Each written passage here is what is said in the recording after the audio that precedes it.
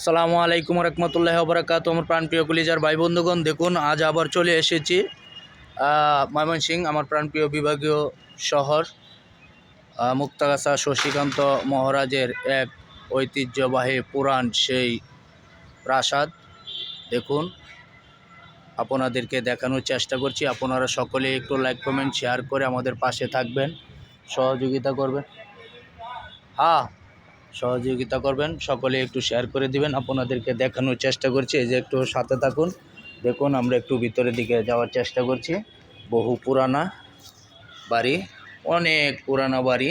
দেখেন, শশীকান্ত মহারাজের, মুক্তাগাছা শশীকান্ত মহারাজের এই ভবনটি একদম খুব খারাপ অবস্থা। এটি ভিতরে যে আটকানো আছে, জানি না কি আছে ভিতরে। এই যে জঙ্গল, এই যে একটু ফাঁক দিয়ে আপনাদেরকে দেখানোর চেষ্টা করছি। এই যে দেখুন, জঙ্গল, অনেক টাইল ডোনামাইল রয়েছে।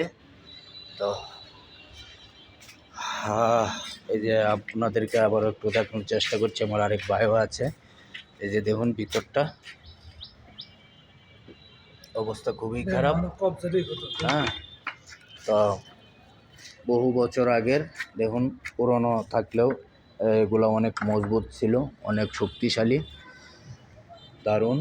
এই হচ্ছে মুক্তাগাছা শশীকান্ত মহারাজের একটা বাড়ি, ময়মনসিংহ, আমার প্রাণপ্রিয় বিভাগীয় শহরের একদম প্রাণকেন্দ্রে। এই যে দেখুন, আমি আপনাদেরকে দেখানোর চেষ্টা করছি। এই যে ভিতরে ভাঙ্গা, এই যে, তো এইখানে আরেকটা রুম পাওয়া গেছে, এই যে তালাবদ্ধ, অনেক তালাবদ্ধ। ভিতরে আপনাদেরকে দেখানোর চেষ্টা করছি। আসলে ভিতরে অনেক অন্ধকার, কিছুই দেখা যাচ্ছে না, তারপরেও আপনাদেরকে দেখানোর চেষ্টা করছি। ভিতরে খুবই অন্ধকার। এই যে দেখুন, দেখা যাচ্ছে কিনা আপনারা দেখতে পারবেন আমার ক্যামেরার মাঝে, হালকা পাতলা হয়তো কিছু দেখা যেতে পারে। অনেক কিছুই রয়েছে ভিতরে, মালামালা আছে কিছু। এই যে দেখুন, এটা হচ্ছে আমাদের ময়মনসিংহে, ময়মনসিংহ বিভাগীয় শহরেই এই যে দেখেন আরেকটা রুম। এটার ভিতরেও অনেক, জানা মতে অনেক কাগজপত্র, জিনিসপত্র কিছু ছিল। তো স্তূপ নষ্ট হয়ে গিয়েছে সকল কিছুই। এই যে দেখুন, আমাদেরকে দেখানোর চেষ্টা করছি।